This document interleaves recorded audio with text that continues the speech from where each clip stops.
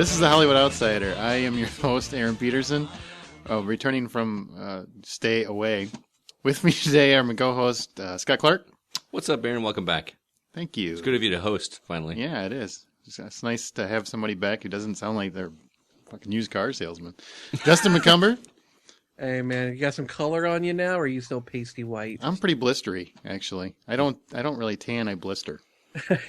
You go right from white to well done. I don't see any blisters in your face, so I don't want to see where they are. Oh, they're there. Yeah, right there. He's still pretty pasty. I'm like, my wife is very tan. I am very pale. And Brian Williams. What's up? Not much. And you sound wonderful this week. Anybody listen to last week's episode? He sounded like shit. So, yes, I did. Thanks for paying your internet bill. How's everybody doing? Anything exciting happen while I was gone? He bumped it up to the 28.8 baud. Nice. You have dial-up I moved finally? my trailer a little closer to the Starbucks so I can use their Wi-Fi. Nice. That's awesome. Well, for anybody that's just tuning in, we are a movie and TV show podcast. We basically talk about the newest in movie and TV news, review any new and recent releases. This week we're going to review Ghost Rider, Spirit of Vengeance, and also we're going to have a special guest review The Vow. We have a special guest because we didn't want to see it. Every week we have a couple different sections. The dailies, where we have the latest movie news. We have a Stump the HO question, and that is Hollywood Outsider, not actual prostitutes. That's why you often see the letters H and O capitalized in our fancy little titles. The big screen, which is where we do the reviews and look at any upcoming releases, which we're going to look at the March 2nd releases this week. Every week we have a little clip from a movie. This week it's Scott's pick, so you can hear a quick clip and see if you can guess what that movie is. We have the couch, where we talk about TV news, DVD, and Blu Ray releases, and we have a Flashback DVD every week, which is an old, unknown, or obscure movie that you may have not heard of, that hopefully you can check out when you leave. And then we have our From the Outside In topic, which every week we talk about a topic that's on ours or our listeners' minds.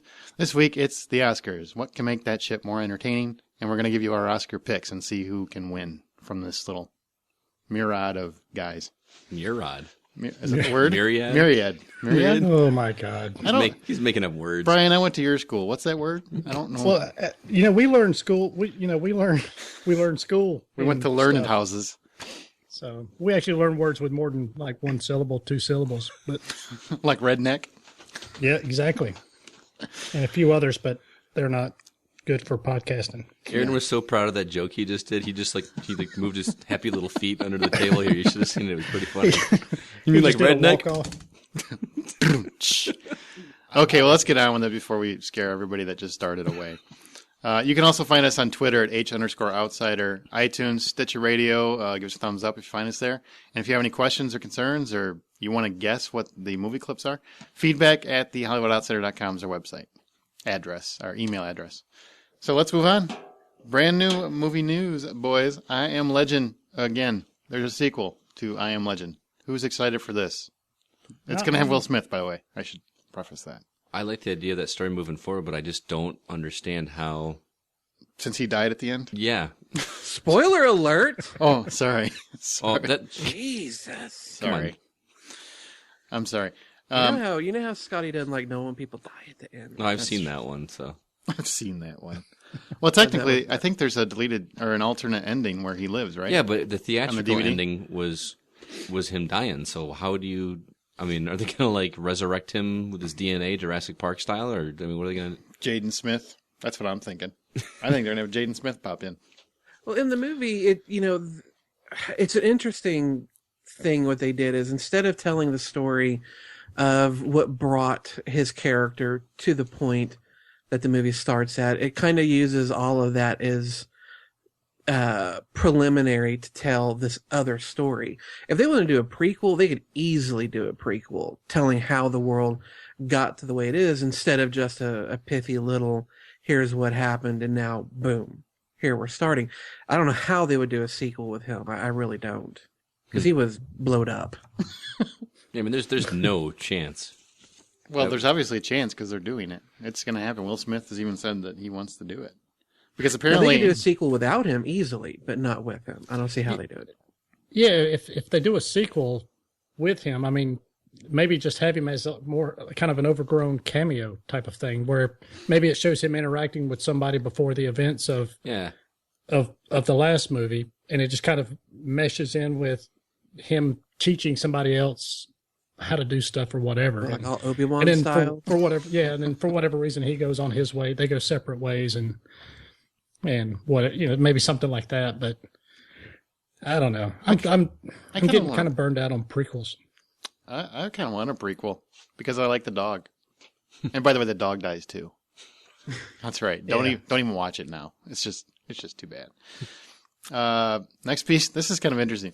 John Turturro is joining Mark Wahlberg and The Rock for Michael Bay's next movie, which is called Pain and Gain. It's about two bodybuilders who get involved in kidnapping, torture, and murder of a businessman, and then Michael Bay is going to follow that with Transformers 4. So which one is the businessman? The Rock. I think John Turturro Turturro is one of the bodybuilders. He's going in Hans and Franz style with just the gray. You're gonna pump you up. Yep. God. All I can see is him in the Big Lebowski in the bowling alley with that bowling ball and that little polishing bag between his legs. Fuck with the Jesus. Nobody fucks with the Jesus. Do you guys? I think it'd be cool. I like Michael Bay when he goes funny. So I'd love to see just an action comedy with him. I really think The Rock and Mark Wahlberg are on fire right now. So I think it's a great time for those two to do something together. And Michael Bay, he's looking to prove I can do more than just flashy action flicks. Even though I think really all he can do is flashy action flicks. Is it just me, or is The Rock getting bigger since he's not doing wrestling anymore? I mean, physically, not he's still keeping up as opposed to... He's bench pressing cars now. I can't talk about him anymore. I get accused of having too many man crushes. You do have too many man crushes.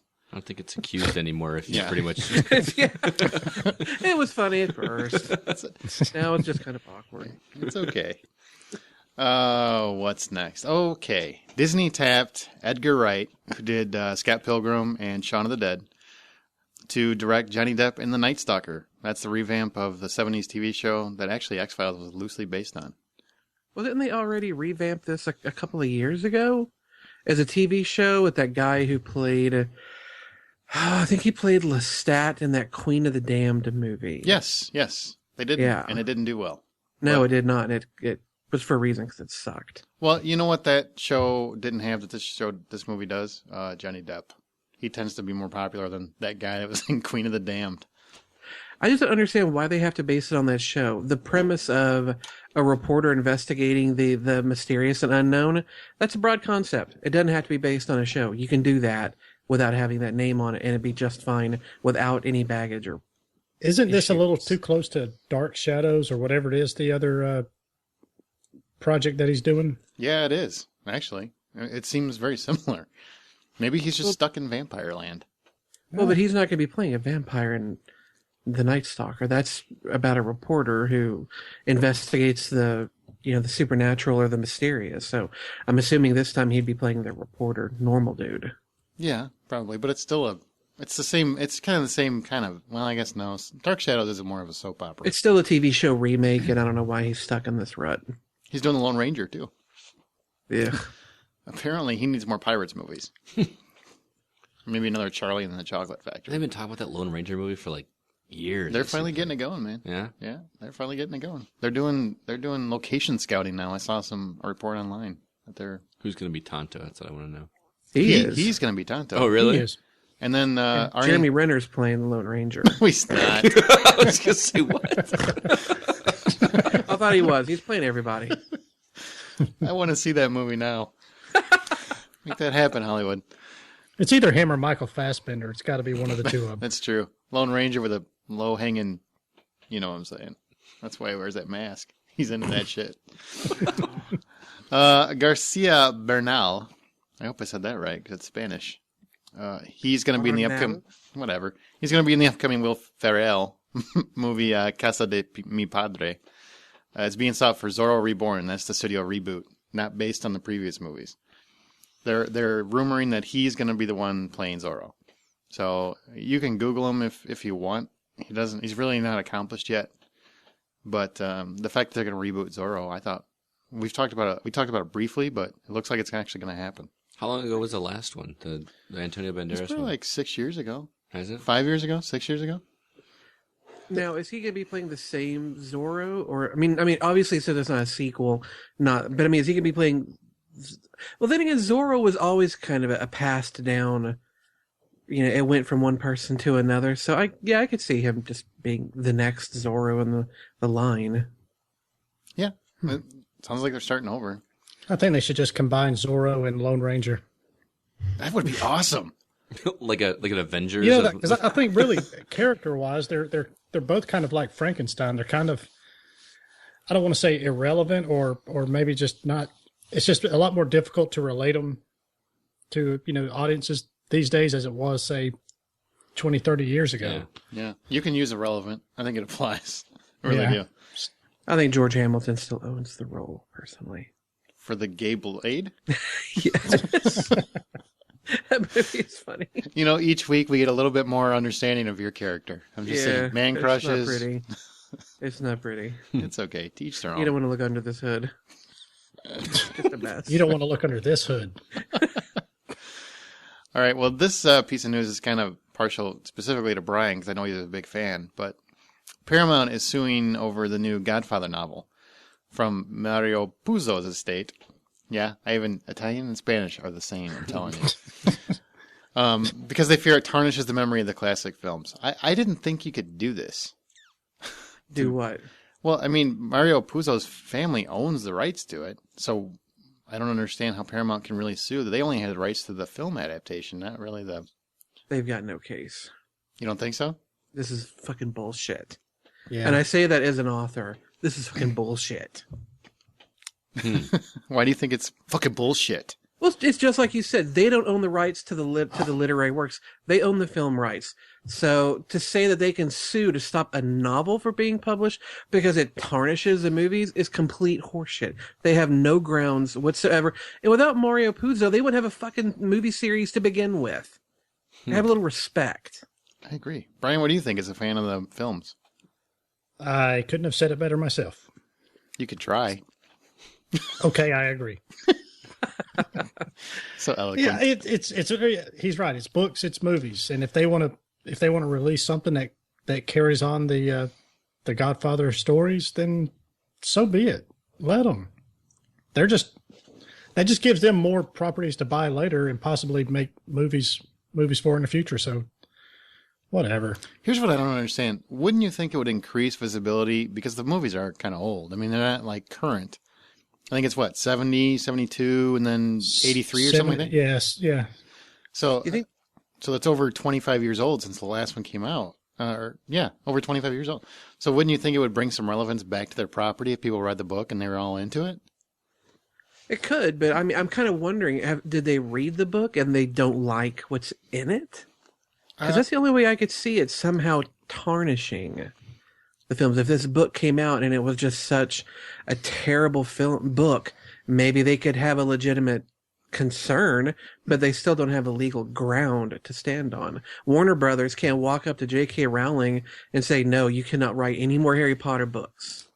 You can't do that. It's well, I'm a bit of a cynic, so I'm guessing that it's an agreement between both parties to have Paramount publicly say we're trying to sue you, so that it draws up discussion about it. It brings it up into the public's eye and draws up interest in the book, because now people will buy it just to see what is Paramount getting so upset over. Yeah, but what does Paramount get out of that? People talking about their movies. People talking about right, exactly. So then they're going to go back. They're going to buy the movies, watch the movies, buy the that kind of stuff. Draw up a lot more interest, and it's just a both hands feeding each other type of thing. I don't know. It just seems like they're wringing water from a stone as far as the Godfather. I mean, are they going to? They must have a Blu Ray collection coming out. Yeah, that's they already have it. That's been out for a while. Oh. But I mean, there's that old saying, there's no such thing as bad publicity. Mm-hmm. So Right. I guess no matter what they're talking, no matter what the reason is, we're talking. And I Right. think that's probably what they were. We're feeding right into their hands. The Paramount terrorists have We're won. part of the Sure. I problem. rest my case. You know what? Don't buy Mario Puzo's book. Go buy Justin McCumber's new book, Haywire, which hits stores in March something. March 6th? What was March it? 7th? Soderbergh had nothing to do with it. March 13th. March 13th. There we go.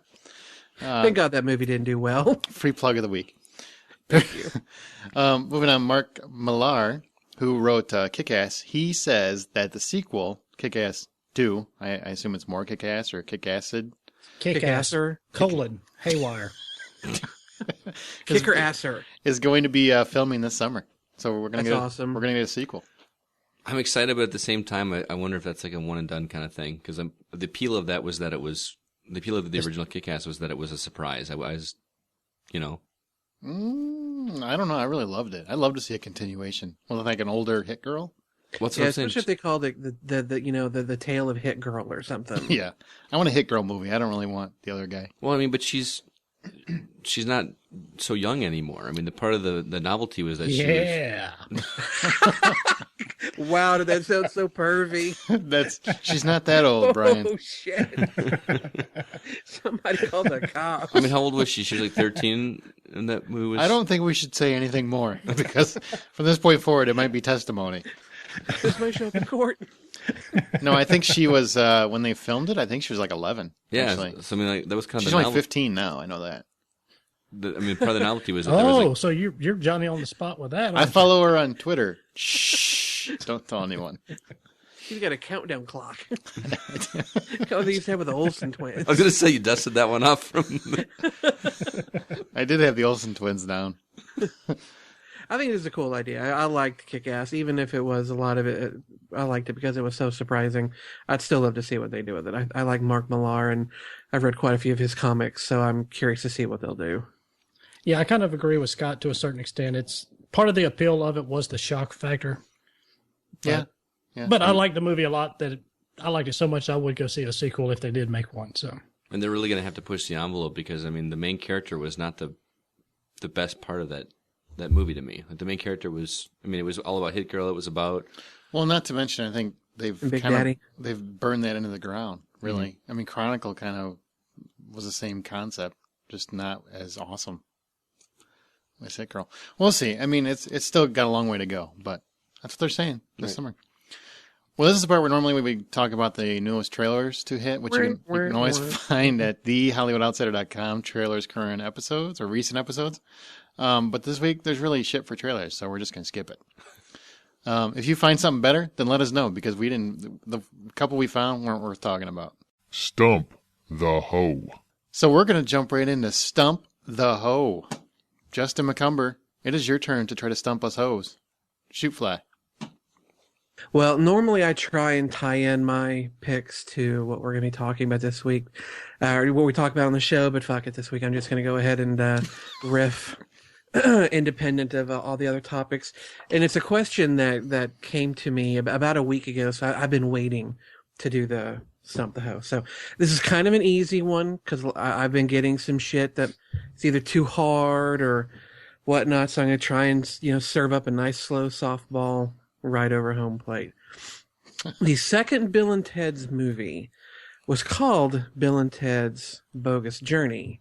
That is not, however, its original title. Which of these four is the original title for that movie? Is it A, Bill and Ted's Battle of the Bands, B, Bill and Ted's Radical Voyage, C, Bill and Ted Save the World, or D, Bill and Ted Go to Hell? Can I ask you, did you have to pick the other three? What's that? You said one of these is the answer. Did you have to pick the other three? Did I have to make them up? Yeah, did you have to make them up? Yes. Oh, okay. I'm talented. I know. I'll say go to hell. All right, Brian, you're D? I just want to tell you to go to hell, but okay. My actual choice... No, I'm just kidding. Yeah, that's my choice. My choice is go to hell as well. That was going to be my choice as well. So you can't choose it because we chose it? Yeah. I'll just be a sheeple. Come on, Scott. No, I was thinking of being the... yeah. There's a reason why followers follow. Because somebody's leading the right way. Yeah, I'm going to say D as well. Fuck it. All right. All right. If you want the answer to Stump the HO, you got to listen to the end. Because we try to hold off a little bit. It makes you excited. So you'll get to the answer to Justin's Stump the HO question here in a little bit. Right now we're going to go to the big screen where we talk about the newest releases that we've seen. Which this week, Mr. Justin McCumber, I believe, went and saw this timeless classic called Ghost Rider. I'm really... Spirit of Vengeance. Really curious to hear what he thought of this movie. So, Justin, take her away. Please tell us this. Take us on this cinematic adventure. I wanted to like this more than I ended up liking it. And I feel like this is one of those strange films that tries to do things different, but it didn't quite go far enough. It's directed by the same two guys who directed Crank 1, Crank 2. What else did they do? I think that's it. I think they actually did another movie. But the Crank films, for people who've seen them, they're incredibly kinetic, they're frenetic. There's jump cuts, there's all sorts of weirdness that goes on in those movies that I think makes those movies much more interesting than they probably have a right to. With Spirit of Vengeance, you can tell that those same guys did this film, but it's as though they were somehow neutered a bit. They didn't go nearly as far as they have in the past. And while there are brief moments in the film where they do start pushing things, it's like they pull back when they really should be pressing the gas down even further. The film is basically about Nick Cage's Johnny Blaze. He has flown himself over to Europe to try and get away from the world, because when he's amongst people, the spirit of vengeance within him, the Ghost Rider, comes out, and he wants to try and stop that from happening. So he has to go to Eastern Europe and find a little hidey hole. Meanwhile, for this particular movie, it's about a young boy who is discovered to be the Antichrist. And the good guys are hoping to sequester this boy away, while the bad guys, led by the devil, are hoping to get him so that the devil can put himself in the body of this boy and continue a reign of terror across the world, blah, blah, blah. Of course, there are twists and turns to go in it. I was really kind of shocked in the very beginning to see, for all of you Buffy fans out there, Anthony Stewart Head, who played the Watcher Rupert Giles, has a brief part in the opening of the film. And then Christopher Lambert, from you Highlander fans, shows up towards the middle or so, the final third. It has occasionally really cool imagery. And I think the thing that I loved most about the film is that it treated the Ghost Rider as almost a force of nature. There are a few moments where he talks, but it's really never more than a couple of words. And it's not in like he's having a conversation with someone. It's almost like that in Predator, when the Predator would say something that someone else said, kind of that thing, but he's more a force of nature. He's all about destroying the evil people that are around him. And when he is letting loose, or when he's on his motorcycle, it's really fun to watch. What they did right with the CGI in this film is that this Ghost Rider is not, the bone is not white, it's not pretty, it's constantly flaming. His outfit is bubbling and blackened. The smoke that comes off of him and his motorcycle looks like that really oily kind of smoke that has tendrils to it and almost a life of its own. It looks gorgeous. And then there are a few moments where he actually gets on other vehicles, and they, of course, flame up as well to really spectacular effect. So I really enjoyed those moments. And when the directors let loose and take this into unusual places, it's a lot of fun to watch. Unfortunately, they don't do it often enough. They play it a little too safe. And Nick Cage is really just chewing the scenery like a goat in a junkyard. He is just constantly nomming on every bit of the movie, and it quite often to its detriment. The CGI, though, like I said, is fantastic. I think that there are definite positive points in the film.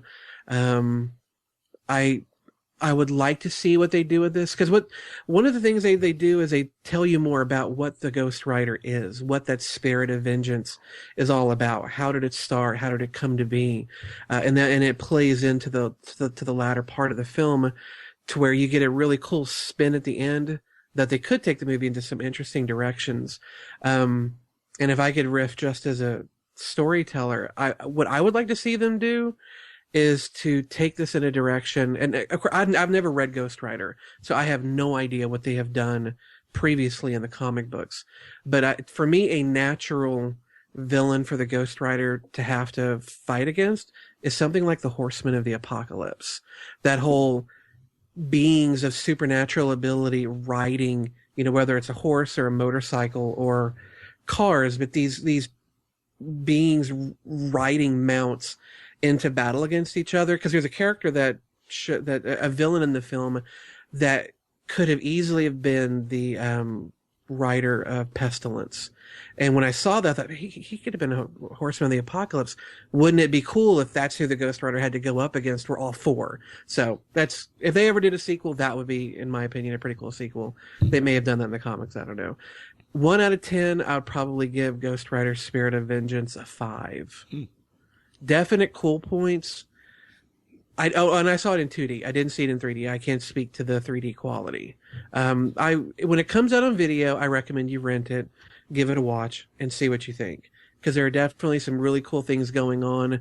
They're just more often than not mired in things being pulled back and kind of made too normal. Ghost Rider could have really benefited from a lot more just weird-ass, badass stuff. Okay. So I thought it was a pretty bad sign that I heard, I think the weekend that it came out, that they weren't releasing it to critics. Well, that's always kind of a, yeah. That's because, they were, I guess, not getting too good of, I guess it wasn't doing too well in focus groups or stuff like that. So they were like, well, we'll just keep it under wraps until release date, weekend. It didn't seem to do, it did okay, but we'll get there in a little bit. So you gave it, what did you give it out of 10 again? I give it 5 out of 10. 5 out of 10. Wow. Coolness to be had, and I think it's definitely worth renting, but I don't think you need to go to the theater to see it. It's just, did you see it in 3D? No, I'm sorry, were you away from the computer? No, No, I saw it in 2D. I can't speak to the 3D quality. I'm sorry, I missed that part. Shame on me as a host. Open up your welcome to your podcast. Okay, I'm going to go back and we're going to pause. And I'm going to go back and listen to Justin's entire review. Okay, and then I'll be right back. We'll wait. No, that was Ghost Rider: Spirit of Vengeance. Mr. McCumber gives it 5 out of 10 because I was listening. See, all right, Amanda Sink has been a guest host before, and she's coming back to give us a little look at a movie that we don't want to see. But she might sell us on it. I don't know. But a lot of our female listeners, they really want to see it. So they want to know The Vow. Tell us about it. It has Rachel McAdams, and it has Channing Tatum in it. And at the beginning of the movie, they're all in love and they're married, and then they get in a car accident. She loses all of her memory back to her last ex, her fiance, which is kind of awkward for Channing Tatum. Not Channing Tatum? Yeah, not him. Different dude? Yeah, awkward. And she's just trying to figure out what has been happening for the past so many years, and Channing Tatum is trying to get her to fall in love with him again. The typical Notebook with Rachel McAdams. And it's actually not as happy as you would expect. I cried probably it sounds so happy so far. 4 times probably, because it was just sad, but it was still very romantic, and Channing Tatum is touching, and so, yeah, he's good. She's kind of a hoe, but it's still Hollywood precious. Outsider? Or actual prostitutes. No, actual prostitute. No, I'm just kidding. Is she really kind of a hoe in the movie? Kind Or of, she's been around? Well, she just can't seem to make up her mind. Ooh. So does it play like a realistic romance? It's actually based on true events. So this actually happened to a couple, and they ended up having kids. Yeah, it's and Adam stuff. Sandler and Drew Barrymore, right? That's awesome. 51st Vows. 51st Vows, yep. So overall, what kind of movie is it? Is it really a romantic comedy? Is it a romantic drama? It has some humor in it, but it's like the light touch and go kind of humor. It's not something that you're going to be cracking up the entire time about, but they do keep it lively because it's such a sad story. But you'll probably cry a couple times, which is probably why the guys don't want to watch it. They don't like expressing their sensitivity. But Shit, I'd love to cry. Yeah. Do you see who's on this podcast? I cry watching The Voice, all right? So. Christina just gets you every time. Or CeeLo, who knows? Who knows? But overall, it was a good movie. It just wasn't as happy and upbeat as like The Notebook was or whatever. But Notebook was happy? I was going to say, wait, what? kind of. No. It's more romantic. The Notebook is more romantic. This one is just kind of like a one-sided romance. Now, are It they wasn't very quite the feel-good movie like Schindler's List.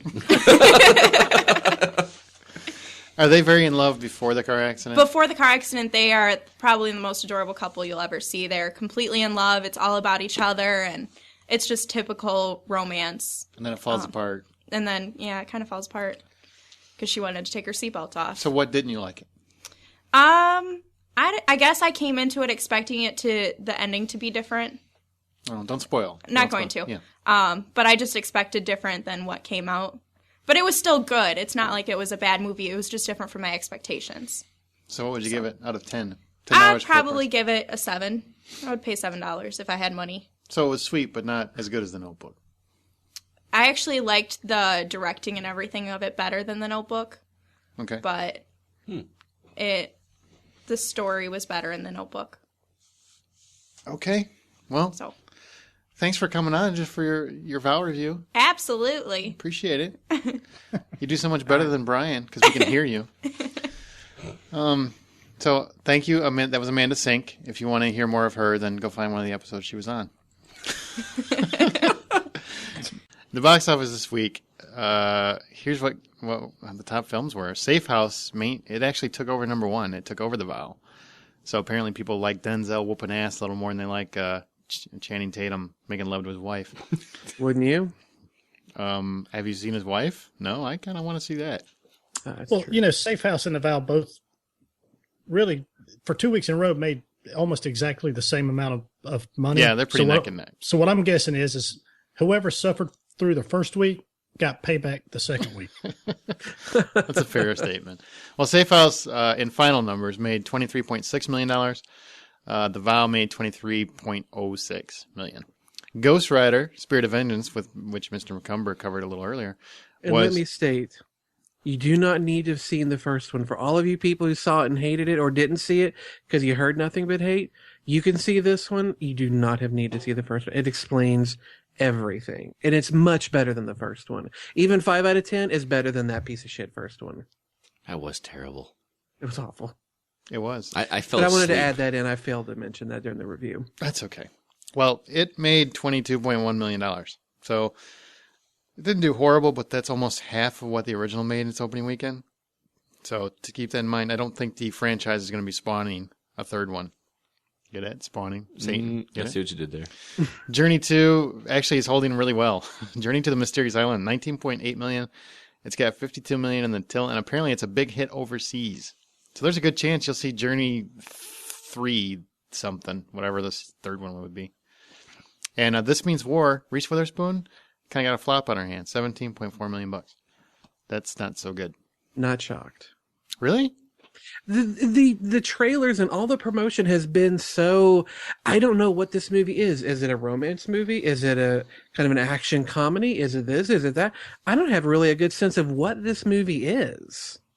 So I'm not surprised that more people kind of stay away. It strikes me very much as Night and Day and The Killers. Remember those? Well, yeah, but I mean, when people go to see a romantic comedy, as much as it grates on me, and we're going to talk about this a little bit later in the movie that we watched this week, but those kind of movies are very cookie cutter.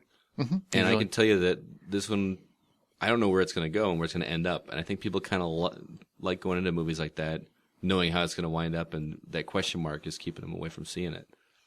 Maybe. I know a couple people that saw it, and they seem to like it. Yeah. So maybe it's one of those. I've heard positive things about it here lately from a few people.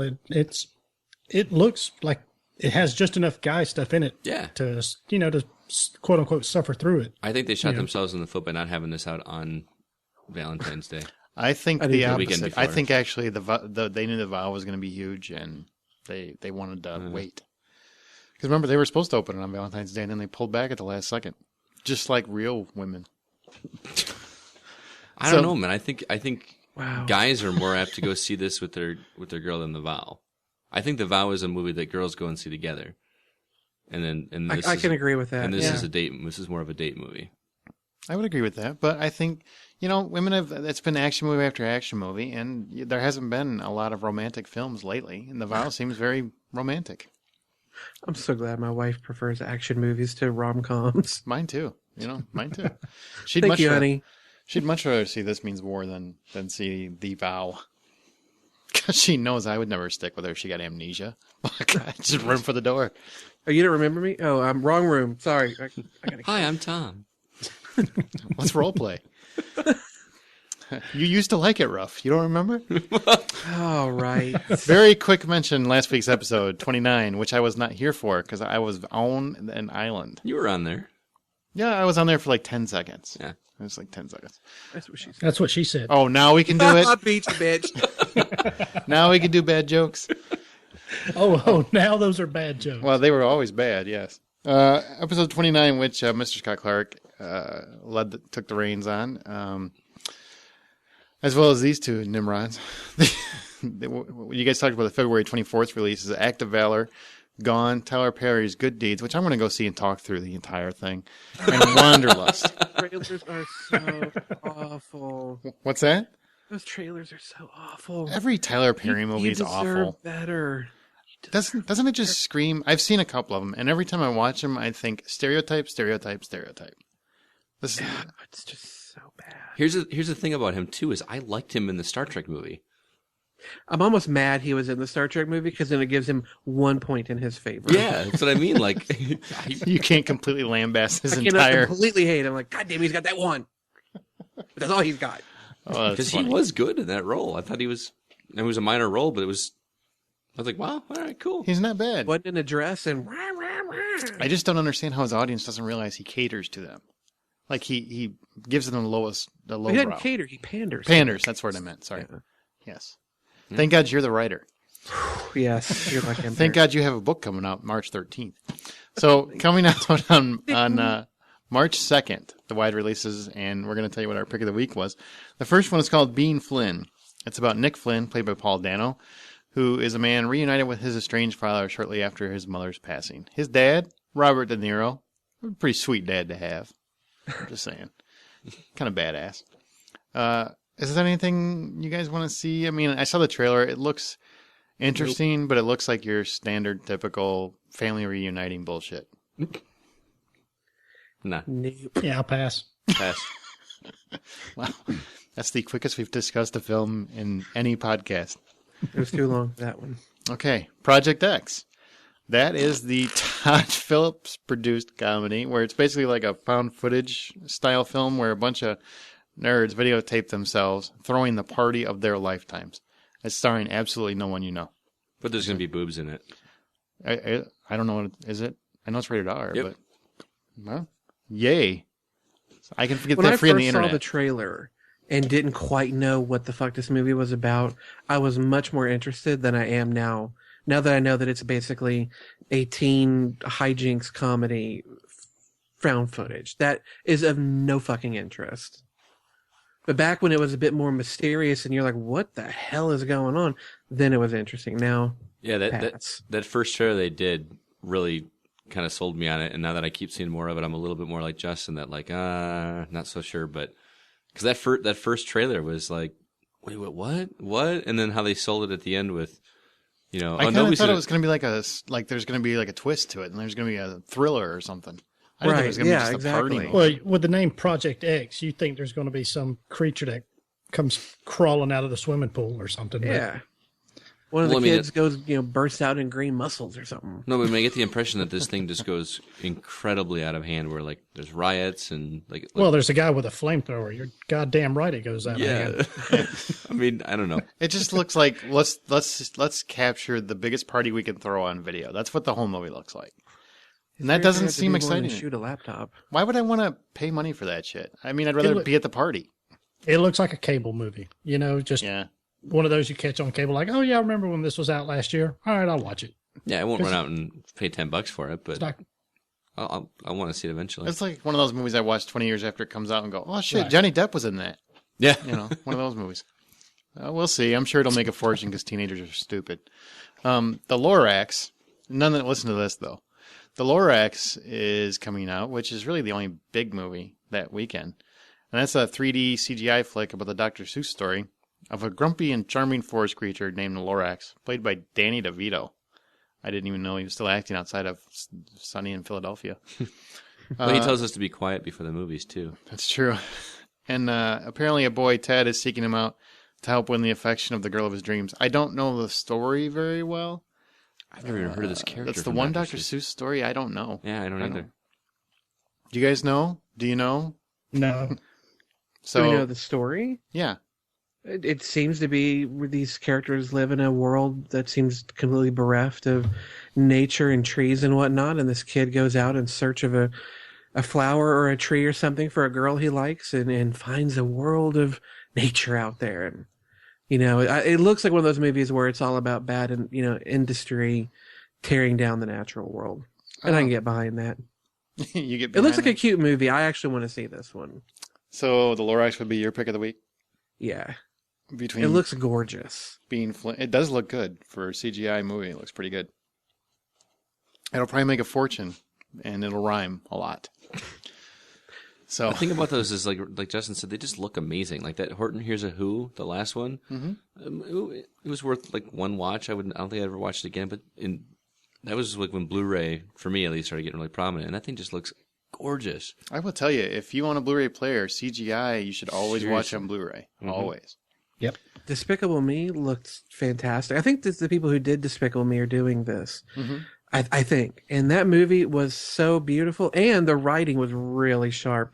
I think Despicable Me was an unfortunate film that a lot of people didn't watch, and they really should have. It was quite good. That was a really clever movie, actually. I really enjoyed it. It's so fluffy! I like that movie, too. I love that when he's doing his evil plan. First I do this, I steal the moon, and then I sit on the toilet. I don't know. It made me laugh. Much better than that Mind. What was it? Evil Mind, Giant Mind. Oh, Megamind? Megamind. That was bad. I didn't even Much better than that one. That was a bad movie. So your pick is Lorax. Brian, what's your pick? Do I have to? Yes.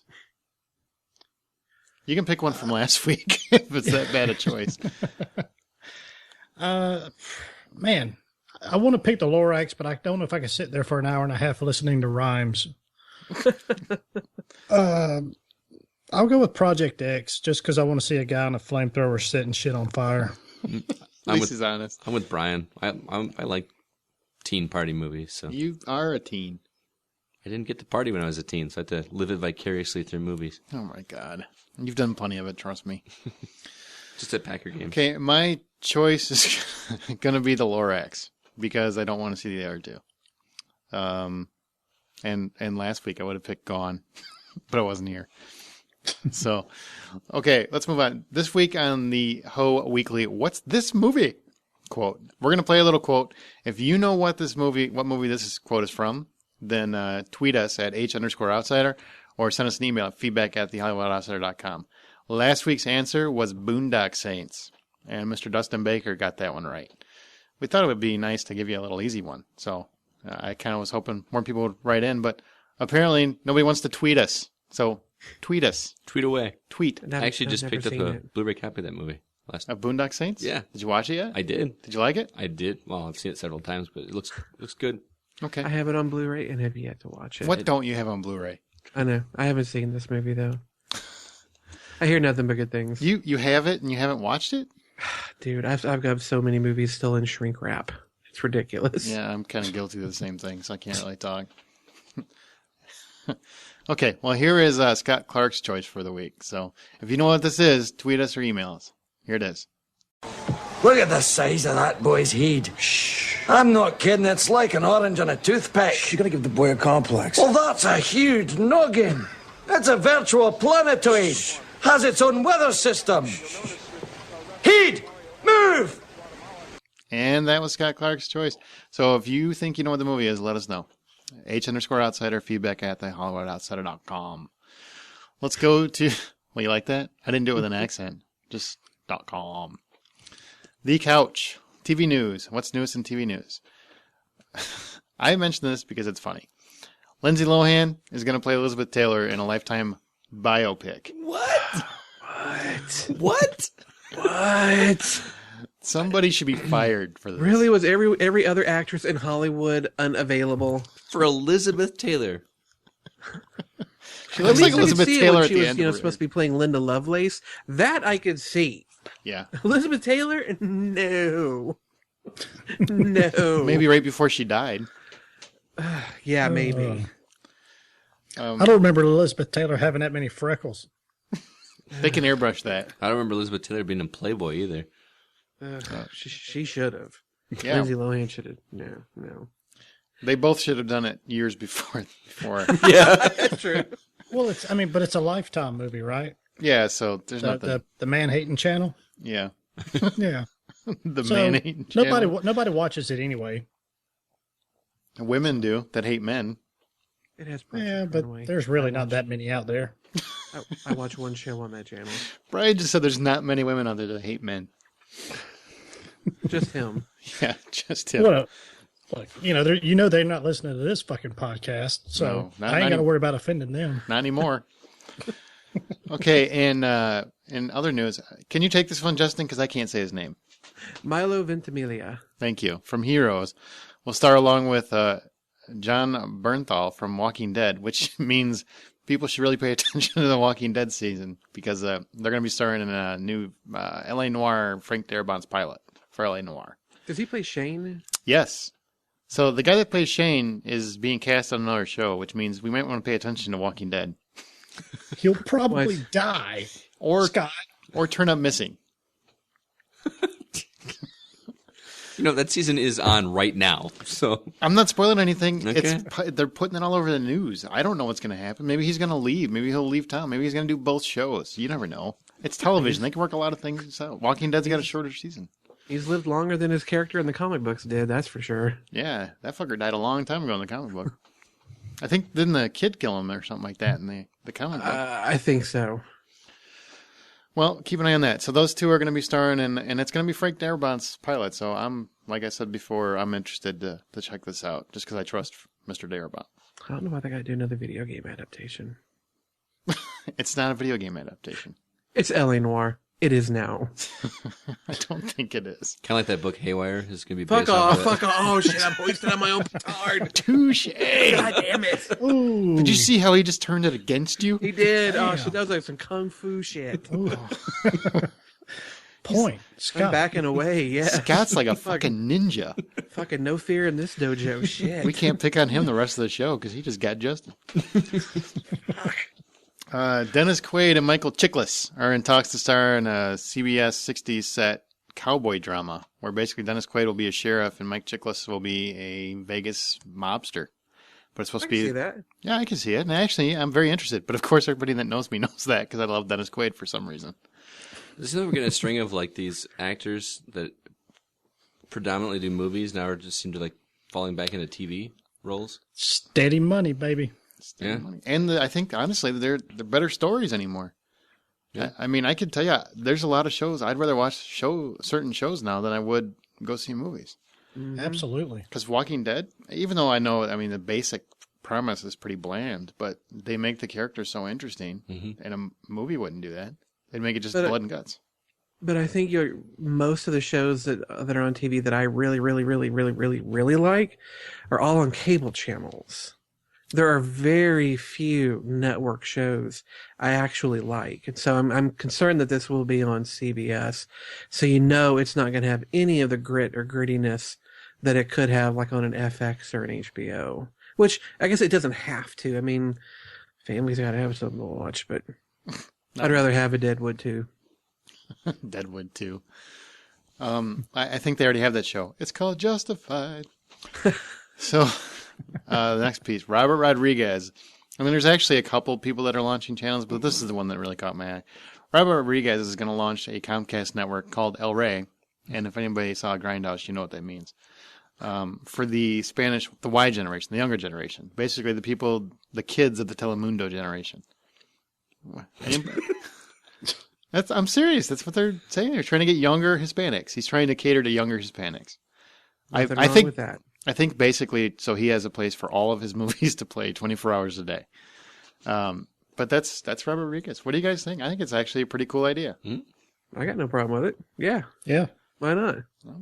I wasn't saying why not. I was just asking, what do you guys think? Racist? Yeah, I saw the implication. We could feel the hate coming through the microphone. I really don't like Hispanics. I don't. They often tell me what to do for no reason. Just because you're married to one. Exactly. Fucking ruin my beach time. No. They want to go shopping in Hawaii. Don't worry, she doesn't listen. I can talk about her. No, Mr. Peterson. No. Okay, did you see that? Mr. Aaron. I wish she'd call me Poppy. Really. Never happened. Did you see that? Where every week we talk about anything that we've seen on TV, DVD, Blu Ray, whatever. A couple things that I saw last week, mostly because I was on a plane and they were playing this shit. The Three Musketeers movie, which, Brian, you reviewed this a long time back. Yeah. I finally got to see it. Where Athos, Porthos, Aramis, and D'Artagnan. Look at that. Fuck, I got all of them. Look at you. What? Get it? Big brain on Aaron. They team up to prevent the Cardinals, played by Christoph Waltz, and Milady de Winter. That's Mila Jovovich, from causing a war between King Louis of France and the Duke of Buckingham. And it's a Paul W.S. Anderson movie. He's in like the Resident Evil guy. It's not bad, but it's not good either. It's kind of like all over the place. And I don't remember your review, Brian, but I will tell you that Orlando Bloom, who played the Duke of Buckingham, was fucking awful. Just god awful. Awful. Probably one of the worst bad guys I can remember of recent years. Would you agree or disagree with that? Yeah, he was. I mean, it was. I didn't give it glaring, just glaring. It was better than what I thought it was going to be. Mm-hmm. But it wasn't, it definitely wasn't ranking up there with the top movies of the year. No. So. It's one of those where I thought Mila Jovovich was pretty good. And Christoph Waltz was good because he can play a bad guy, and that's all he can play, apparently. It is one that I wish I would have watched in 3D. Yeah, there's a lot of cool scenes in it. Yeah. I don't really get how they get a warship, which is basically a freaking blimp in whatever century they're in, but... It's a Zeppelin, my friend. Okay, a Zeppelin. It's a little before Zeppelin's time. But anyway, Orlando Bloom was awful. Everybody else was fine. The actors that play the main heroes are nobody famous. I'm actually kind of surprised by that. But it's kind of like a rental. I give it a 5 out of 10. And it is the original story. It's not like a... I don't think so. I don't remember the original story. It's basically like they're trying to...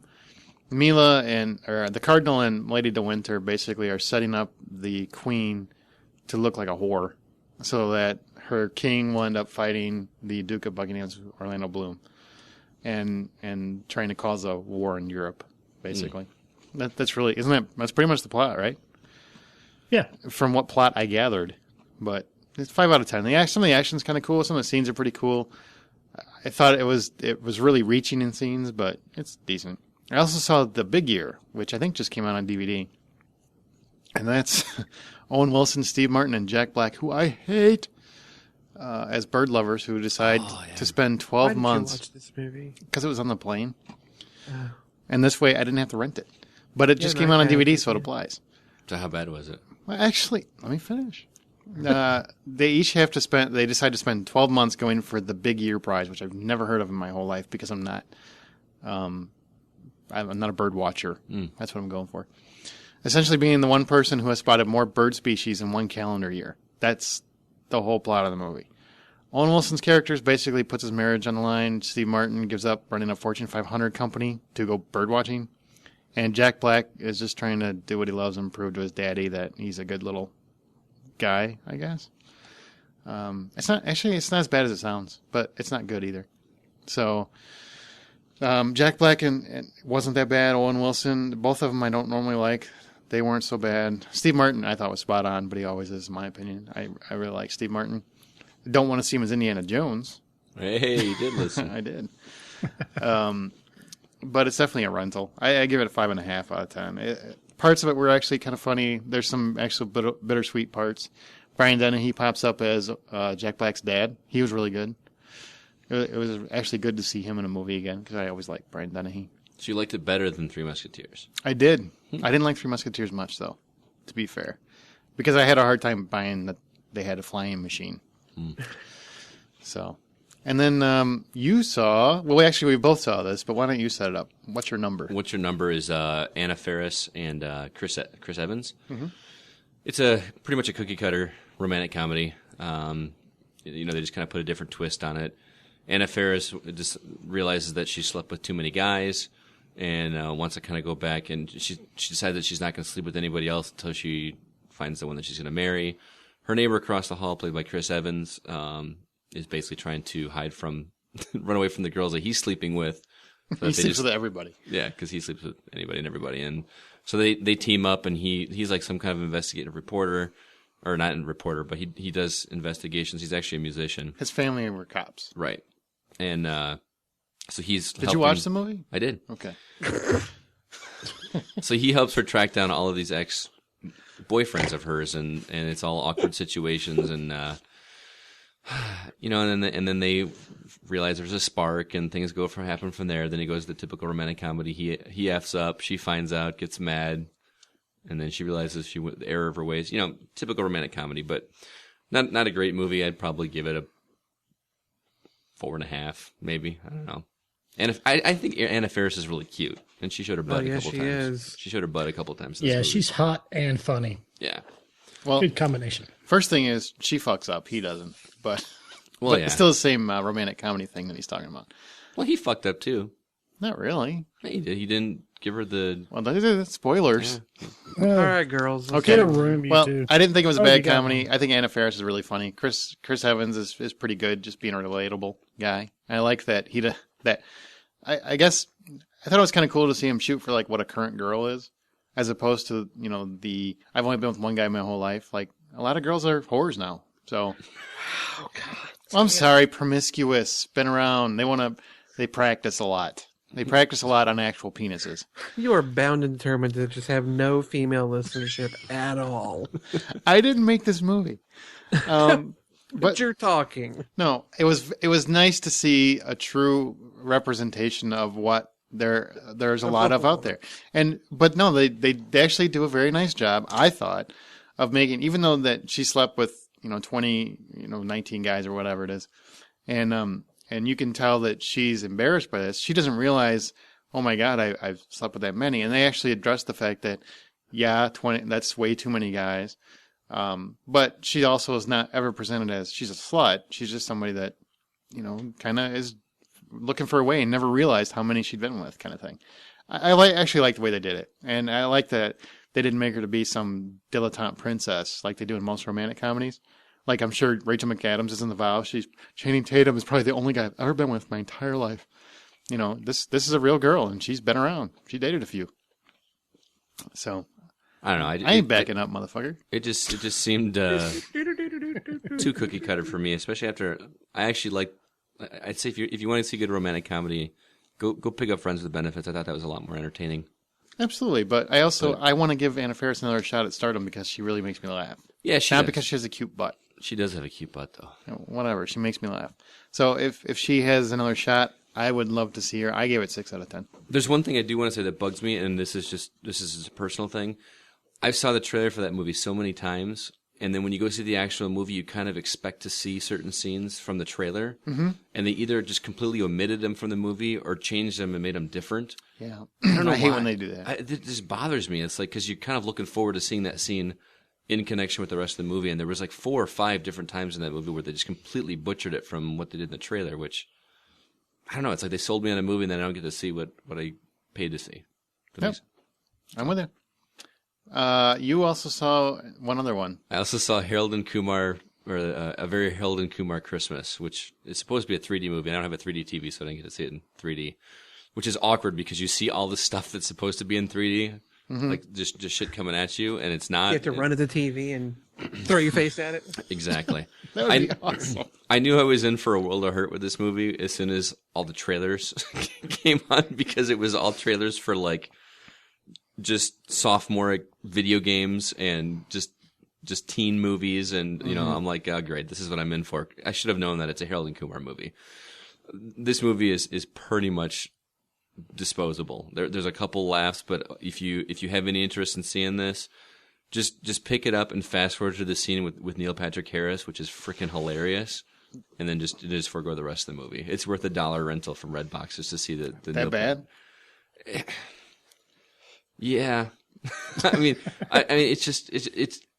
I laughed a lot, but there is, through most of the movie, I was glad that my wife fell asleep and I didn't have to, like, you didn't have to justify why you're watching this filth. Yeah. I mean, yeah.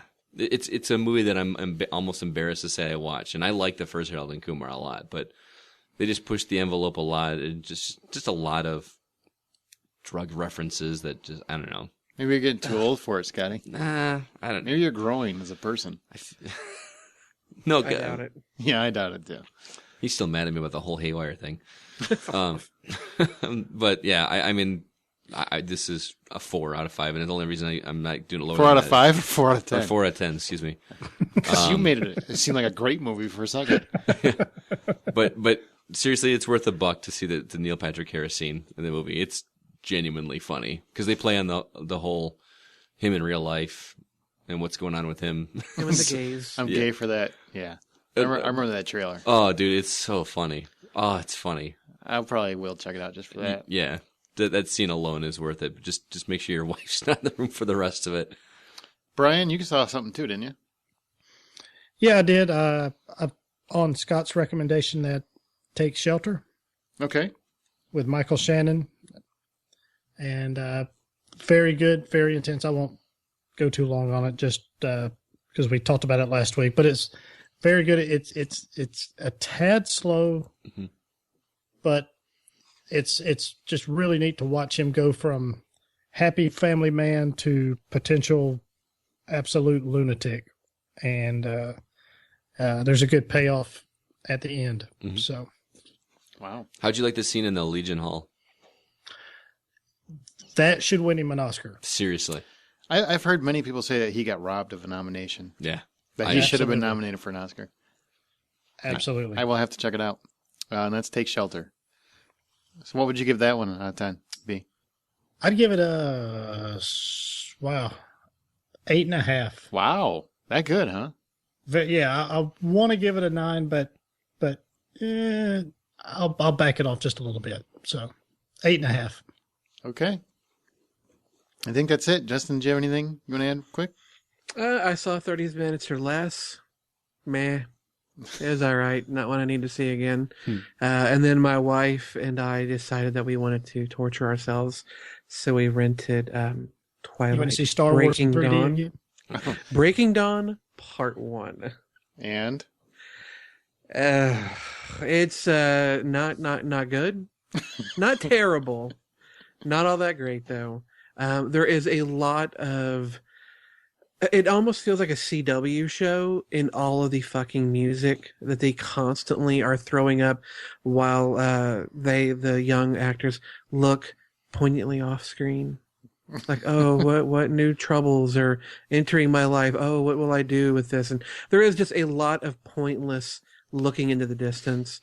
Probably the most entertaining thing is kind of the they take Kristen Stewart's body and they almost kind of do to her what they did with Chris Evans in Captain America, and that she gets so skeletally thin and gaunt that for a while I was like, man, they must have made her lose some weight for this movie. But the more and more it goes, they're like, yeah, no, she would be dead if she actually looked like this in real life. They're doing this to her. It's a Twilight film, you know. That birthing scene is one of the most disturbing birthing scenes I've yeah, ever when seen. I don't want to spoil shit, but let's just say there's a lot of biting when I didn't think there'd be biting, and some weird shit happening. There's a lot of weird noises, things. Was this and the my delivery wife, or the conception? who's read the books, is like, that's not how it happened. That's not how it happened. Why are they changing this? This change is pointless. And I'm like, oh, all right, yeah. The way she describes the ending of the book seems better than what they did in the film. I have no idea why they changed it. It didn't add anything to it. It just, and I guess they decided that he just needed to glitter in one movie because they're on an island in the Pacific. In the Atlantic, actually. It's down in Rio. They're on an island and he's out in it and not a sparkle to be seen. Thank you. Well, I mean, maybe thanks, but it's like this was an intrinsic part of the story in the beginning. Why are you ditching it now? I mean, people who come to this, they're going for the sparkle. Why deny them the sparkle? Apparently the movie doesn't sparkle. No, it's all right. I mean, I really think that the previous film, was it New Moon, was the best of the Twilight films, and even that's not saying a whole heck of a lot. Though I am kind of curious where they're going to take the part 2, because this one ends in kind of a gross, pervy way. I'll be curious to see where they take it. I've been mostly just watching TV this week, though. I'm going to wait and watch them all at once. That's what I'm going to do. You're just going to slam it all in one weekend? I am. Just a baby gulp. Just do it. Are you being serious? Fuck no. I saw the first one. I saw the first one, and I saw the second one. Is the second one where they end in like a foreign country or something like that? I don't know. I think so. Yes, I dare you guys to at least read the first book. I've got it. I've got it on my Kindle. I want to read it. Well, I listen but to it. There are so many other books I need to read that it's falling behind. But I will read it. I will read it as soon as I'm done with Justin Montgomery's Haywire, which comes out March 13th. Oh, thank you, sir. Coming out on DVD and Blu Ray, February 28th. Hugo, Brian's favorite movie of the year. Yeah. Is he going to go off on that again? Yeah, well, just letting him know. Just keeping it in there that I remember. Johnny English Reborn. That's a sequel to Johnny English, in case you couldn't figure that out. Beneath the Darkness is a Dennis Quaid movie gone wrong. Answers to Nothing and I Melt With You. I'm just going to go ahead and go for Hugo for purchase of the week. Yeah, I'm really sad I missed this in the theater because I won't be able to see it in 3D without a 3D TV. Yep, I want to see it. Brian, I assume that's your choice, but I will let you try.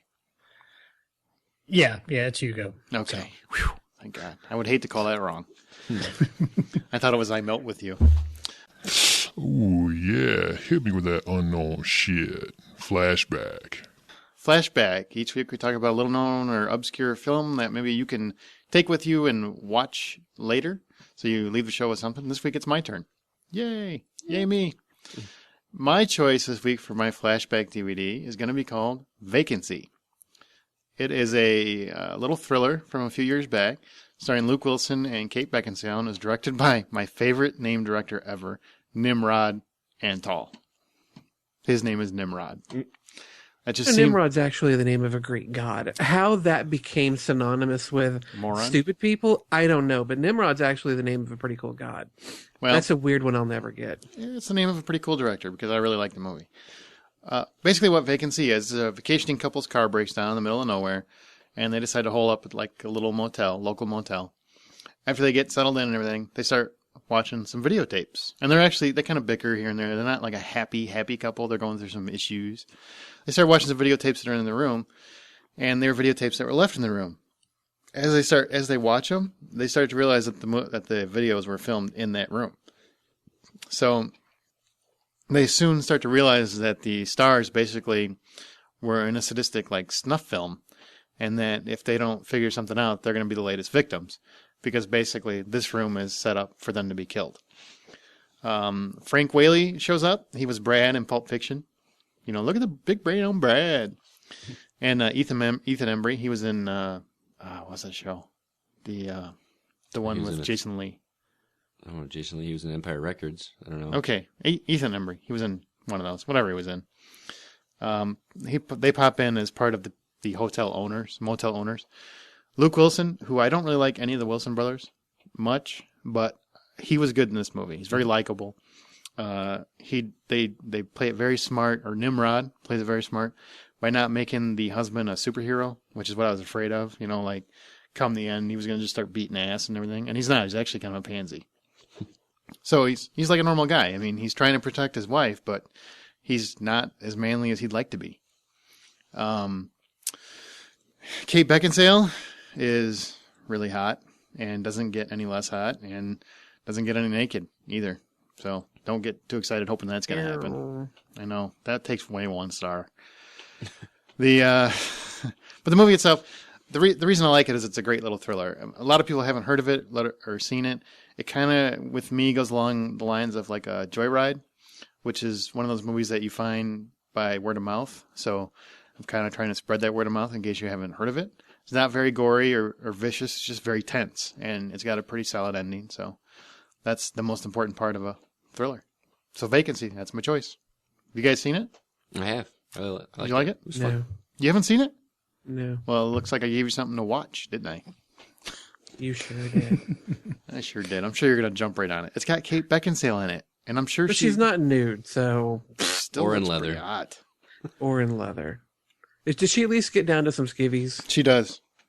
All right. You just sold him. Interest You just sold him. graining again. Yeah. Okay. Well, let's go to our From the Outside In, where every week we talk about a topic that's on ours or our listeners' attention. And this week, obviously, the Oscars are Sunday, or have already happened if you're listening to this after Sunday. So we're going to talk a little about that. First, we're going to talk about what we think would make the Oscars more entertaining. And then we're going to have kind of a little game for ourselves. We're going to each take our pick at what's going to win the Oscar.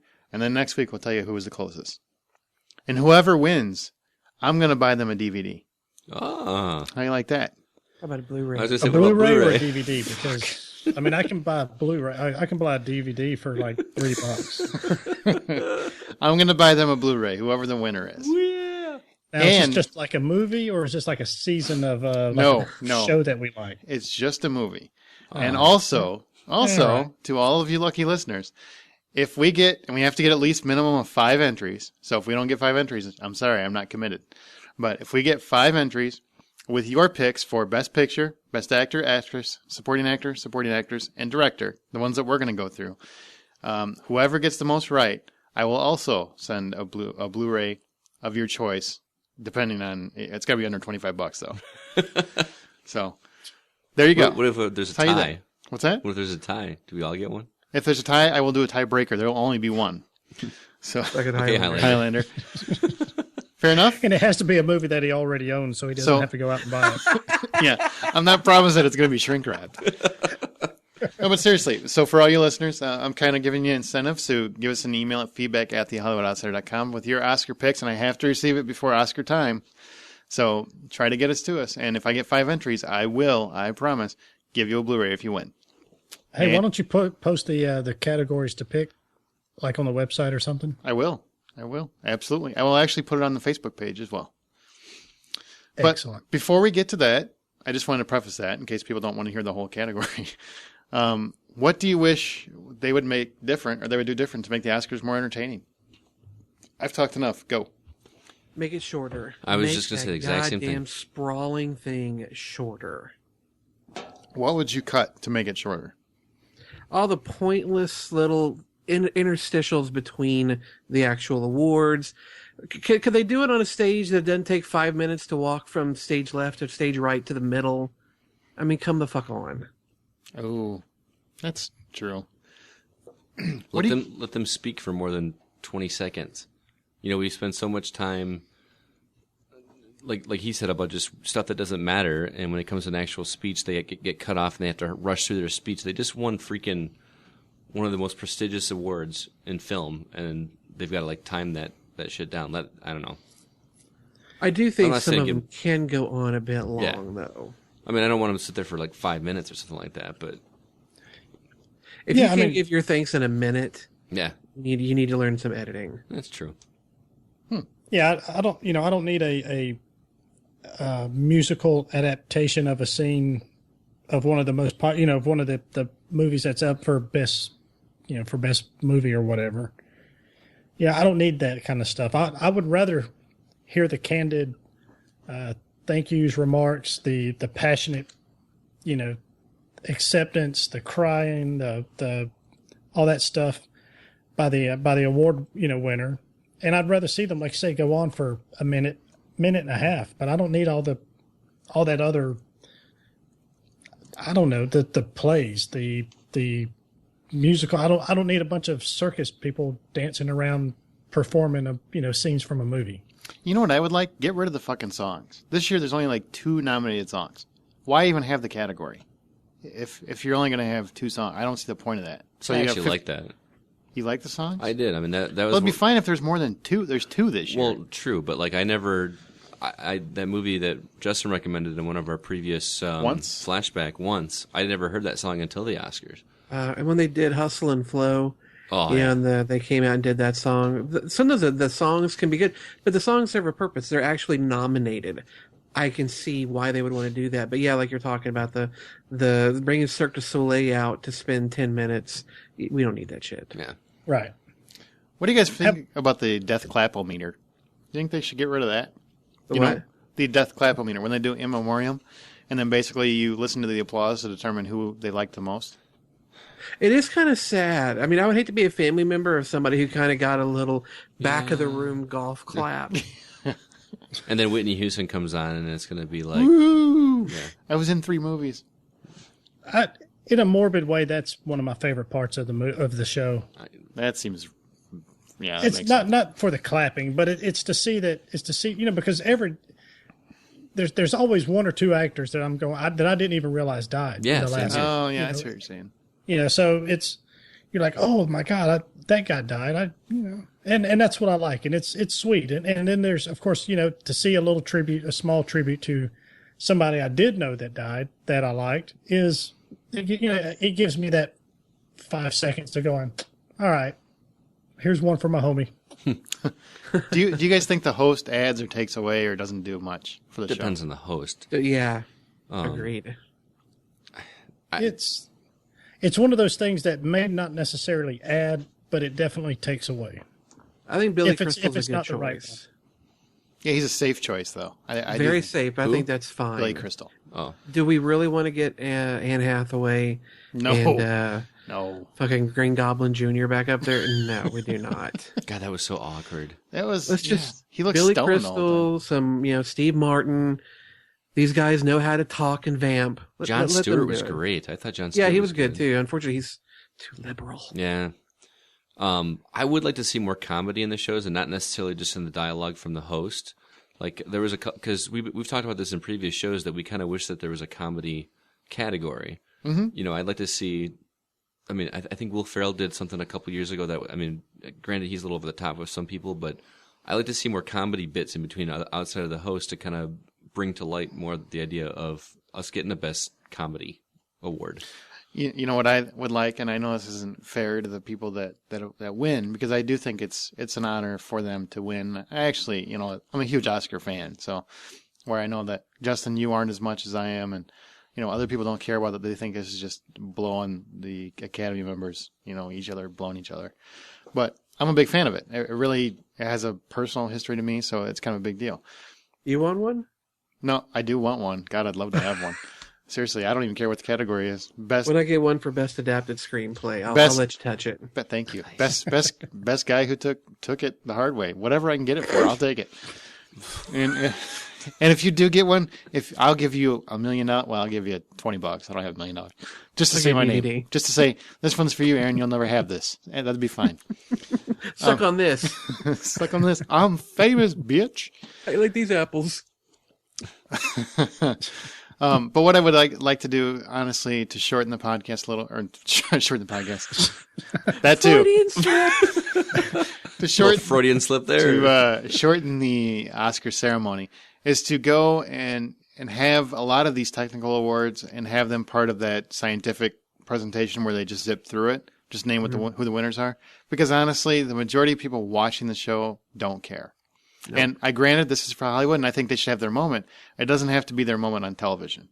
You know what I mean? Right, but it's put on TV to be entertainment. Yes, and that's not the entertaining. Bottom line. And I'm sorry, the best sound mixer doesn't fucking entertain me. That's absolutely true. Especially because it seems like those are the ones that win that always come up with just a list of people's names for their acceptance speech. Well, they all do anymore, man. They're not really that entertaining as much anymore. Yeah. Which surprises me because a lot of them win all season, and then they get up there and they thank the same fucking people all over again. My mom, my dad, just go up there and say, my people, and then say something funny. You don't need to thank every person that ever helped you, because I promise they didn't get you there. They didn't all get you there. I like the people that actually put some thought into their speech instead of like, oh, I didn't think I was going to win, so I didn't prepare. Yeah. You know what I mean? Like there was one that made me laugh so hard when I saw it live. I can't remember who won the award, but he came up to the stage with, how everyone has notes. Yeah. He pulls out a little like 2x2 square inch piece of paper and starts reading off just a ton of names. And then halfway through it, flips it over. And like that was funny to me. That was clever. That was entertaining. I understand it's your moment. It's a speech, but make it entertaining. It's on, we're watching it for entertainment, not to. Yeah, that's true. They should have a swimsuit competition. Damn right. Like I said, cleavage cam. Get on that. All right. Well, we don't want this episode to be longer than the actual Oscar, so we're going to go into our picks. Now, as I preface this, if you want to enter your name into the Blu Ray drawing, the under $25 Blu Ray drawing, There goes Game of Thrones. Yeah, you're not getting Game of Thrones for me. You can't throw in an extra $5 for me? And you can have a DVD if you prefer. I'm perfectly happy with that. But if you want to enter that, please send us an email at feedback@thehollywoodoutsiders.com, and we will tally those up. And the winner will receive a Blu Ray of their choice. That's been released. But for our host, they also have a chance to win. You guys each have a chance to win. I'm really hoping I win, because then I don't have to buy one. I'll just buy myself one. So here it goes between me, Scott, Justin, and Brian. Let's go. This is what we think is going to win. This is what we think is going to win, not what you want to win. This is your choice. This is what you're guessing is going to win the Oscar. Whoever gets the most right wins a Blu Ray, and I really want me to win. Best Picture. Here are the nominees for Best Picture. The Artist. A swell of music. I can't use it because it'll sue the fuck out of me. The Artist, The Descendants, Extremely Loud and Incredibly Close, Hugo, Midnight in Paris, The Help, Moneyball, Warhorse, and The Tree of Life. Brian, Best Picture. Well, as everybody knows, Hugo is my favorite one, but I'm going to go with The Artist just because it's just got more hype about it. So, okay, I'll go with The Artist. Justin is the favorite. Completely agree. The Artist has got all the buzz. I don't see how they can't win this. Scott? I feel weird picking a movie that I haven't seen, but yeah, I think The Artist is going to take it. How many of these have you seen? I've seen 3. Moneyball. And Midnight in Paris. She's on Midnight in Paris. I saw The Help. Okay. So you're picking The Artist too? Yeah. You don't have to. You can pick whatever you want. I think you should pick Extremely Loud and Incredibly Close. Because there's no way it's going to win. No. I'm going to go with The Artist. Okay, me too. So that's a clean sweep. So far, we're all even. Next time I go first and none of you can take my pick. That was going to be my pick, honestly. Best Actor. Damien Bashir for A Better Life. George Clooney for The Descendants. See, I should fucking do this. I can actually name him. Jean Dujardin for The Artist. Gary Oldman for Tinker Tailor Soldier Spy. Brad Pitt for Moneyball. Justin McCumber. I'm going to go George Clooney. For some reason, I got this feeling. Seriously? Yeah, I do. Okay. I think he's up. Brian Williams. I'm sticking with the Artist guy, Dujardin, because he made an appearance on Saturday Night Live. He's that popular. That's as scientific as my reason. Okay, Scott.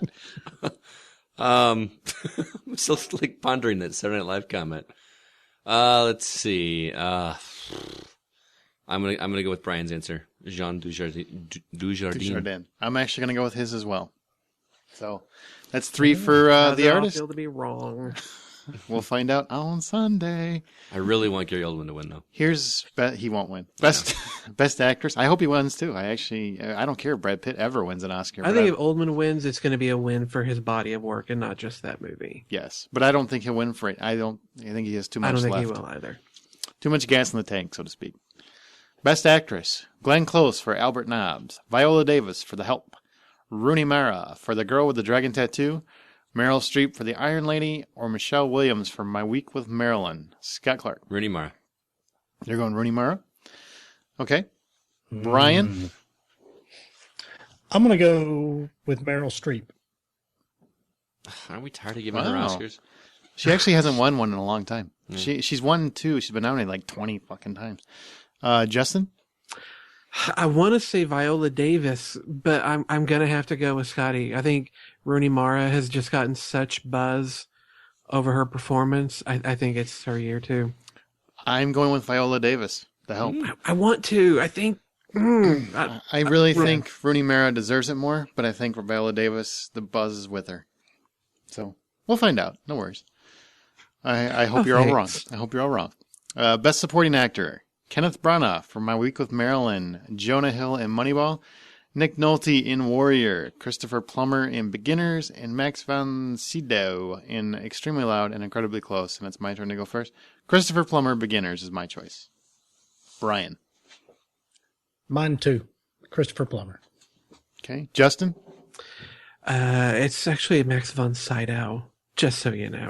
And I'll go with Christopher Plummer. Lottie fucking da. I'm not going to believe it, but I was going to say the same thing. Are you? I honestly was. Okay, so we're all you going to for correct him too? No, I was going to say Christopher Plummer. Oh, no, you should have corrected him too. Es solo mio. Best Supporting Actress.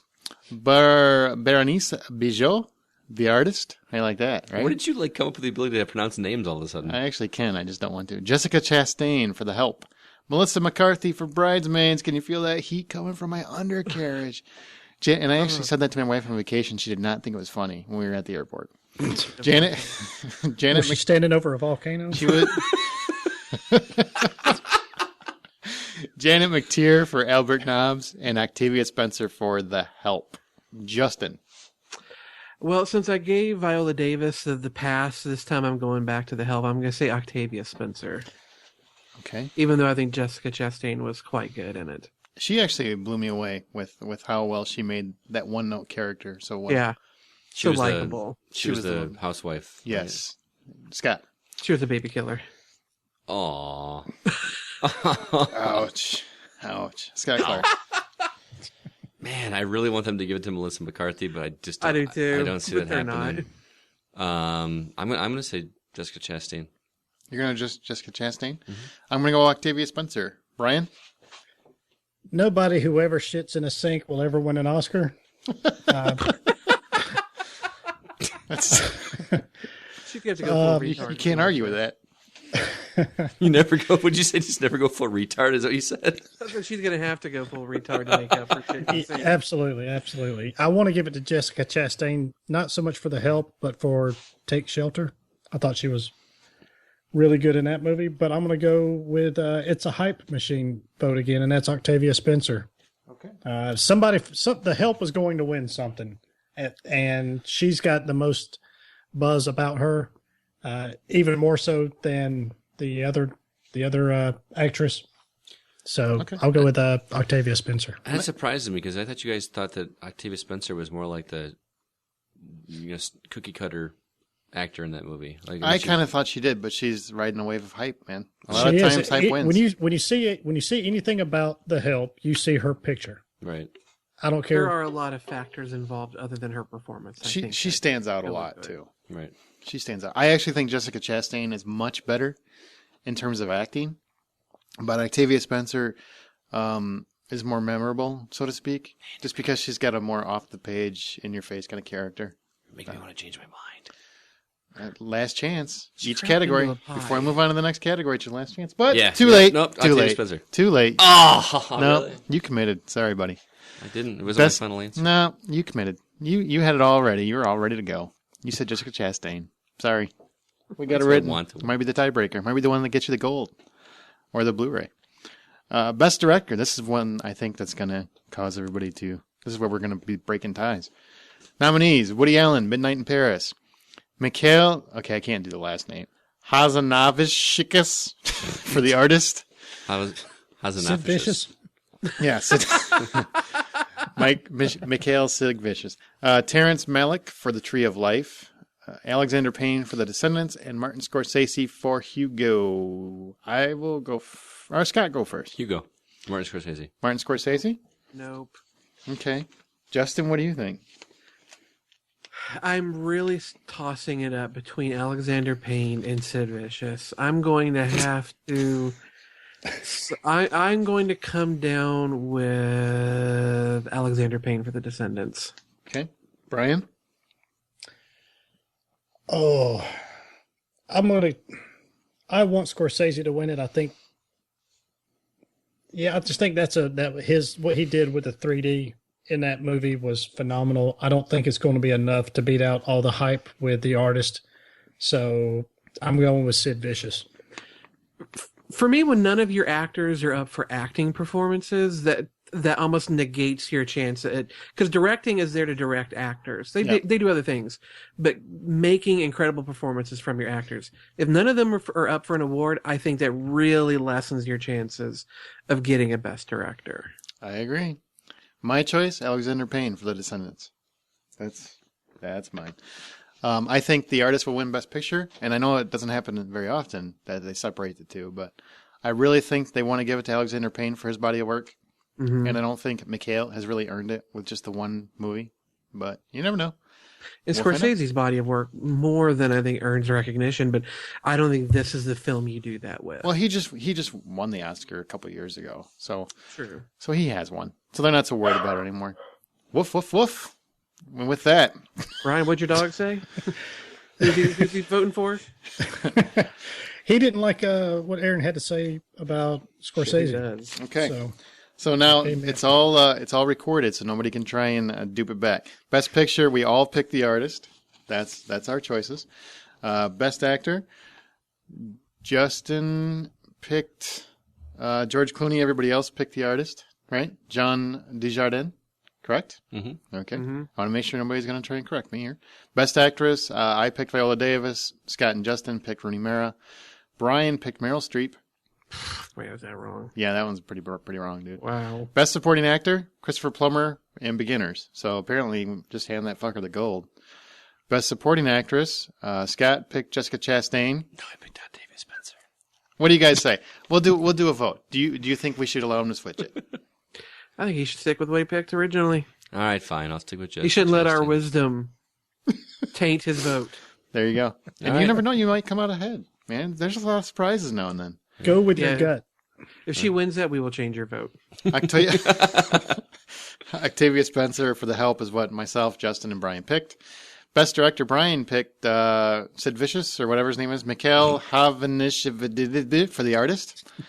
I and Justin and I picked Alexander Payne for The Descendants, and Scott picked Martin Scorsese for Hugo, which actually I think is a good choice as well. Any one of those three could win it. We get a double shock on any of these, or no? I no, but I can tell you, Woody Allen not going to win. Yeah. No. I like that movie though. Did you? I did. It was worth a watch, but not best director. Sometimes I think Woody Allen is just nominated for being Woody Allen. To be honest with you, I can't believe Michael Bay wasn't nominated. This is all bullshit. this is bullshit. Transformers, the entire second half was fantastic. Fuck yeah, man. Okay, Stump the HO. What's the answer? What's the question again? Can you please Fuck repeat off. it? You guys all got it right. Yeah. Can you repeat it for people that might have not listened to it? who skipped the first half? Sure. Bill and Ted's Bogus Journey, which was the second film, originally was titled something else, but they changed it.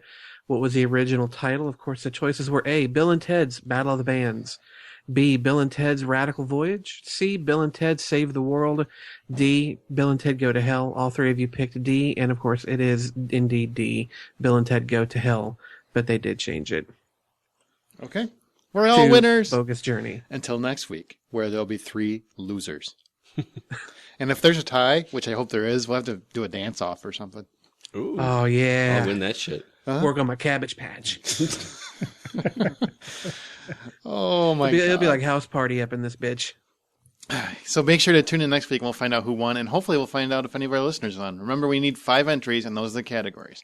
Best Picture, Best Actor, Actress, Supporting Actress, and Director.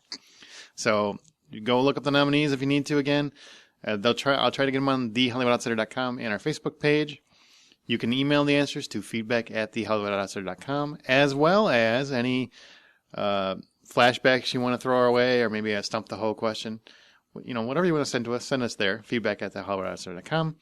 You can find us at our website, thehollywoodoutsiders.com, on Facebook at facebook.com/thehollywoodoutsiders. Tell your friends, subscribe on iTunes, Zune, Google Reader, listen on your Stitcher Radio app, and give us a thumbs up if you do, or just any plain old RSS feed. And also Twitter, H_outsider, if I didn't say that enough. What's a Twitter? What's that? What's a Twitter? It's like a twatter, but it's a little faster. I want to thank all of our podcasters. We are little kids.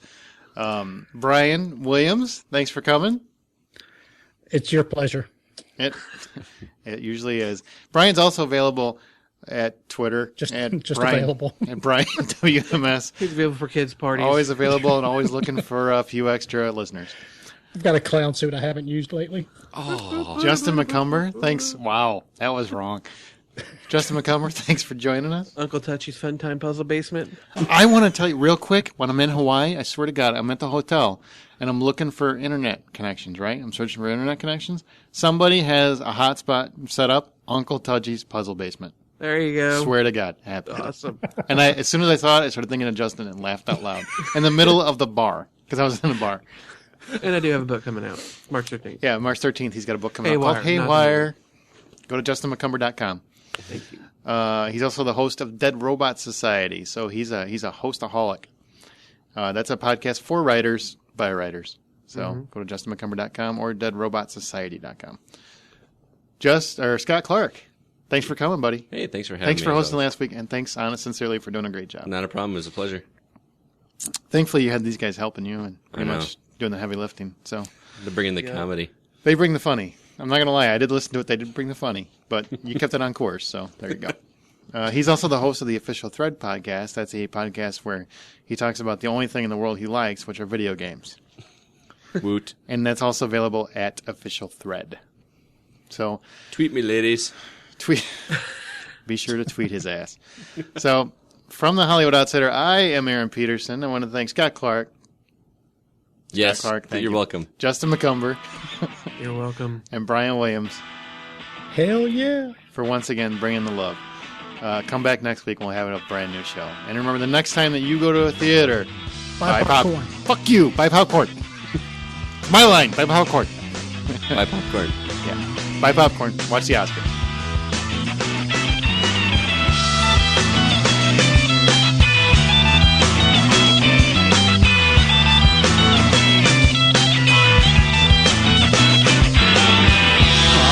Decision for me letting you go. No time to visit, I just wanna go home. You're unable to understand that I'm doing the best I can, and all I know is all I'd rather be home. I'd rather be home. I'd rather be home.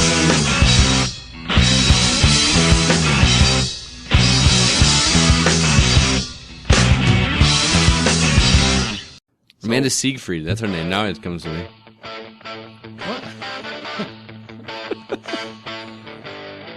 What is it with you and the long clips?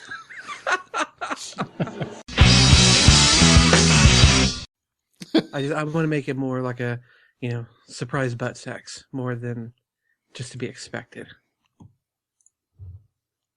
So wait, what?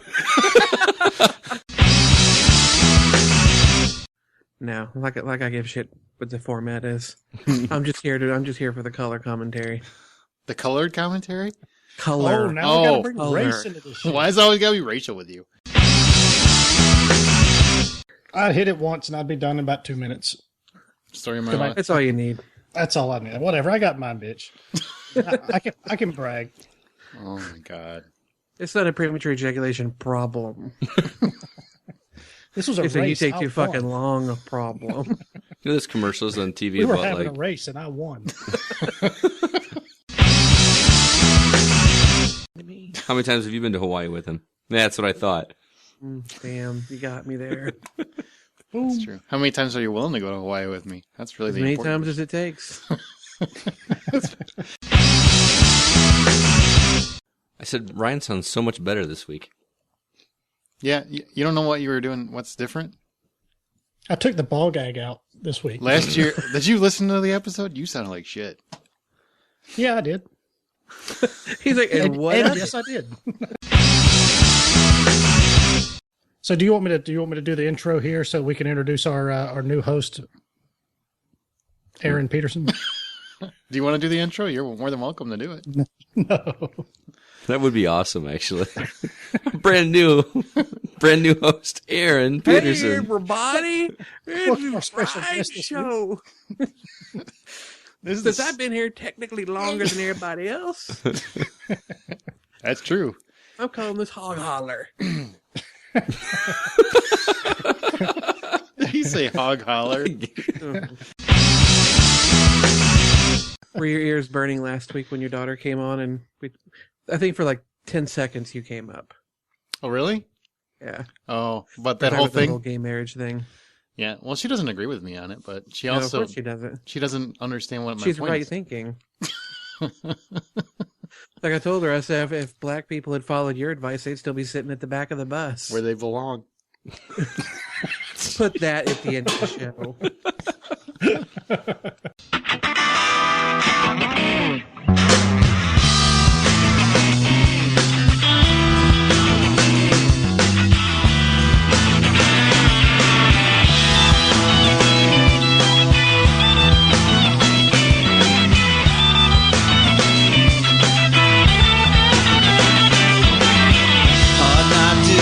For me letting you go, no time to visit, I just wanna go home.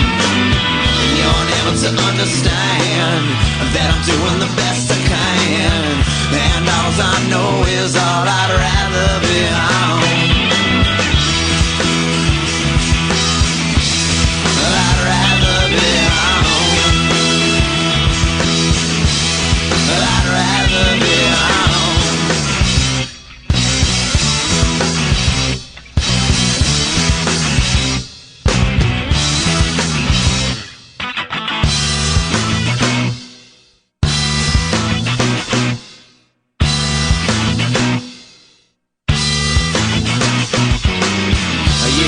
My love is blind, I just gotta clear my mind, and all I know is all I'd rather